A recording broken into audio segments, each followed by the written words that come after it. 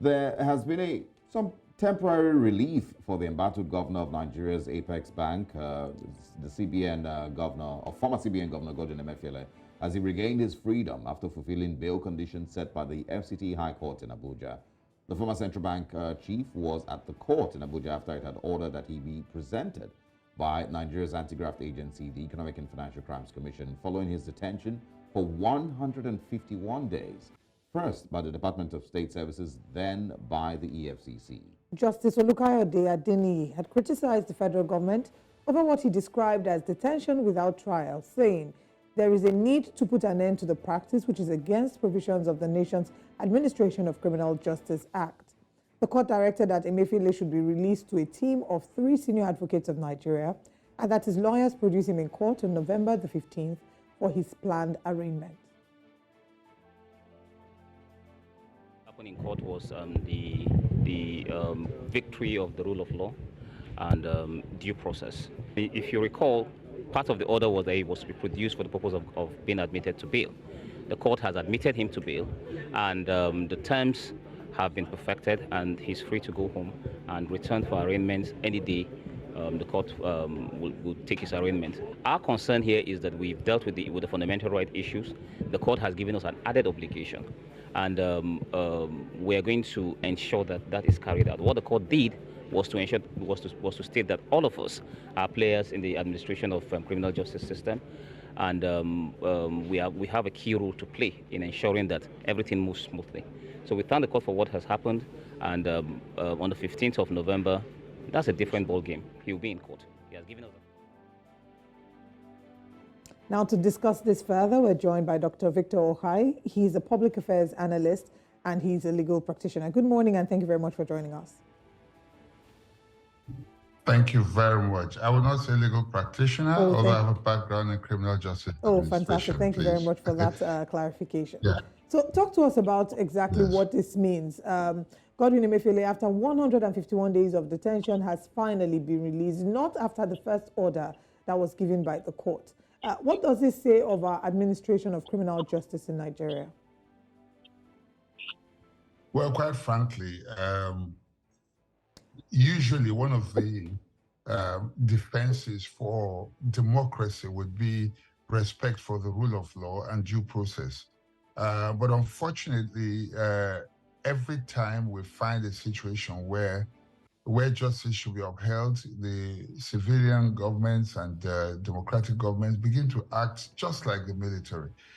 This is seriously it's an indictment on the administration and on the criminal justice system in this country, because you cannot detain a person beyond a certain number of days, and if you have to, like in this particular case, what the problem we have in this country is that the law is turned upside down. Usually, prosecution would, even before they go into any prosecution, they would have done their investigation and armed themselves with evidences before you are arrested and then subsequently detained and then allowed to go on bail if that is a situation. If the situation, if your matter is bailable. But unfortunately, what you find here is a situation where people are arrested, and then it is only while they are arrested that investigations start. And then if they can't find anything, they keep you there for as long as either they create a case around you or find out, gather evidences against you. And this is rather sad. You know, he has been detained, not just, it was detained first with the DSS and now with the EFCC and later with the EFCC. This should not be the case. I'm glad that finally, at least the judiciary is doing the right thing, and they have given him bail, and I hope that he will not be arrested again before his next day in court. This is really sad and it's unfortunate. Well, it might be described as sad, but it really also paints a picture of what, the administration of criminal justice, in Nigeria currently is like. Along with, something that I've always spoken about, and that is the part where it feels like there's political persecution for a couple of people and the rest of them are ignored because for whatever it is that Godwin Emefiele might be accused of doing, he didn't act alone, or it's not likely that he acted alone. And we see a situation where when we claim to be fighting corruption in Nigeria, and this is not painting an exact picture of what Godwin Emefiele is charged with, but when we seem to be fighting corruption in Nigeria, we pick one person and then demonize that person and ignore the plethora, dozens of other people that may have been associates to the crime or have been accomplices to whatever crime that they're acting of. And so it's never a genuine fight against corruption. Yeah, I don't know if I make some sense here. You took the words right out of my mouth, because that was what I was going to talk about next. In the position of central bank governor, you're beholden to the president. Although he's under the Ministry of Finance, but you clearly is under the president is in control. There's no way he could have, among some things he was accused of, he could have changed the currency or done the things he did without the authority of the presidency at the time. And if he was even accused of being interested in politics, recall that even after he stepped down, he was not removed from office, which means there was some sort of complicity with the presidency or acquiescence by the president at the time, which he was not prosecuted for it. So, so what you find is a situation where this appears to me like a vendetta, obviously because of the way it is being carried out. If the normal course of justice and rule of law were allowed, you would say, okay, fine. You've gathered evidences, you've shown the world that he did this, he did that, and the others, and then let him have his day in court. He has an opportunity to defend himself. But up until this moment, we still have not known what the case is. We still don't know why he's being detained. Not clearly, nothing tangible has been found against him. And it does appear like a case of vendetta and, like people of persecution, political persecution. And this is rather unfortunate. When you begin to pick and choose, and of course, out there are so many people who have done worse, obvious criminals with proven, we've seen cases that have been proven in the public domain, at least beyond reasonable doubt. And I'm not talking about trials in courts right now, but even in the public, we have seen clearly demonstrable cases of criminality and breaches, which no one is allowed to talk about, or people just turn their eyes the other way. So what you see is a case of selective persecution, not even of justice, and that is what is happening. And what I fear is if a man at that level cannot get justice, then what hope is there for the rest of us? Absolutely. What hope is there for the common man? I've said this over and over again, that Emefiele is someone who wields, or who used to wield a lot of influence, the former CBN governor. And if he can be treated with such impunity, then what happens to the common man? And there are a number of Nigerians that, of course, feel very disgruntled because of the Naira redesign policy and all that he did whilst he was in office that maybe landed us in some of the economic woes we currently experience today. But I'd like to take the conversation to a different perspective. What do we as a nation need to do to ensure that the power returns to the judiciary? That the judiciary can give orders or can give rulings or judgments, and all the other arms of government will be able to obey it? Because it would seem that, a number of the comments that we've seen are, now that the judiciary has given its own ruling in this instance, let's see if DSS will agree, or let's see if EFCC would agree. You did say that let's hope another body doesn't arrest him before his next scheduled date of coming before a court, which is likely the 15th of November.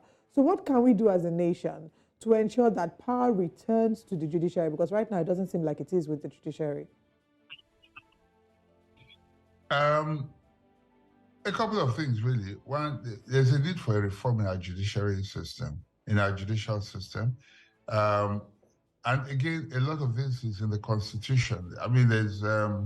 There are certain limitations, clearly. The executive has so much power And I mean, it is said that the Nigerian president is probably the most powerful in the world because of the kind of power that has been vested in that office. There needs to be a clear separation between the judiciary and the executive. It might appear on paper as if there is, but it's not quite so. We need some sort of judicial reform that will clearly make the judiciary completely independent, financially and administratively and otherwise. And it's difficult to tweak the Constitution right now. We know the challenges are going to changing the Constitution, but if we had an opportunity, then perhaps what I would suggest is find a way to make the judiciary completely independent of every other arm of government, so that the Chief Justice, even in his appointment, you might say that, you know, he's recommended by the NJC and all that before, you know, being appointed by the president. But I wish that there was a process that would not involve the presidency at all in the appointment. It is a sad case, but what we have now is what we have. We just need leaders who will respect, you know, the judiciary, and we just need leaders who, everything rises and falls with leadership. And what you see is always a reflection of the kind of leadership that we have. Yeah. Just to quickly follow up, if I hear you correctly, right now we know that appointment of the judges and the chief justices is by suggestion of the Judicial Council and then the approval of the president. So what you're saying is that the president, the executive, be completely removed from the process of appointing judges and judicial officers. Is that correct? Completely. Okay. Yes. Oh, well. Completely.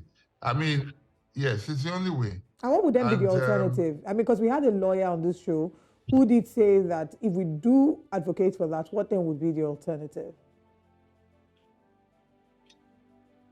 Well, let me understand it. What did he say and what's the alternative? Okay, so he wasn't.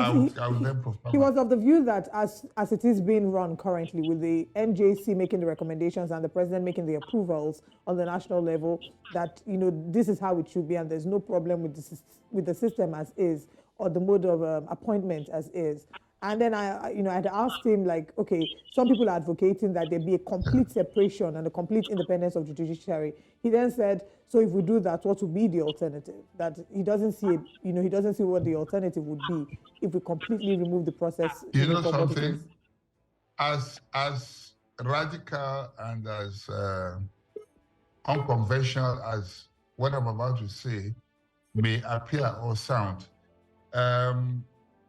I really wish that the Chief Justice, that the Nigerian, like you do with the President of the Nigerian Bar Association, because part of the judiciary is part of the bar as well, although the bench, but, you know, they are lawyers primarily. I wish that, you know, lawyers would come together and vote after the NGC has proposed, so that it will have nothing to do with the presidency. Let the lawyers themselves decide who they think is the most upright judge that they can trust, that can be best for the system.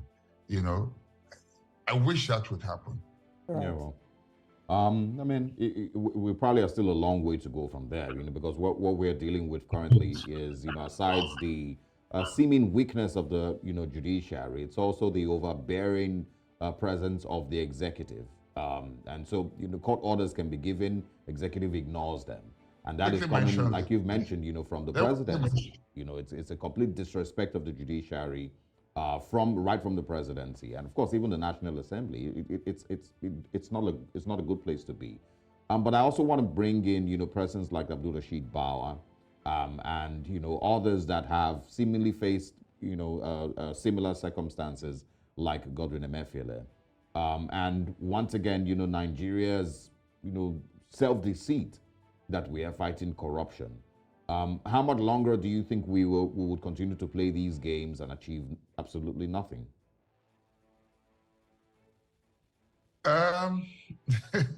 For as long as we do not have the will to do the right thing. Just to quickly also mention, you know, there's also the part where, as much as we are complaining about the judiciary, it seems like judiciary is even weaponized, you know, for political persecution. And, you know, they seem to, you know, also play the same games with the executive when needed. Yeah, you see, the point I was trying to make, if you read my lips while you were talking, I was trying to say something, is that the judiciary need to be completely financially independent of the executive. A situation where state governors are buying cars for judges and building houses for judges. Nobody is saying anything bad is bad in that. But judges who are on their way to retiring and who are being given brand new cars, being patronized by the judiciary. I mean, we're human.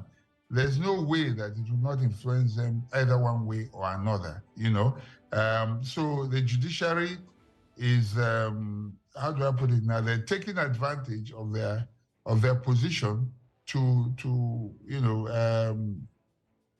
if you like, curry favors from the judiciary by making them, they should be comfortable. But if they were completely financially independent, where the Chief Justice can do all that the executive is doing, and they can send their budgets and they're approved by the state or national assembly, as the case may be, and they can include all that they need, and they don't need to depend on the executive for anything, then I think that, you know, it would be a good beginning for them. But otherwise, as long as they are at the mercy of the executive, we'll continue to have be in the mess that we're in right now. All right. Dr. Victor Okhai, thank you very much for joining us. We, of course, would like to bring you in again as these things develop, maybe after the 15th of November when he has his court date. But have a brilliant day ahead. Thanks for your time. Thank you for having me. Absolutely.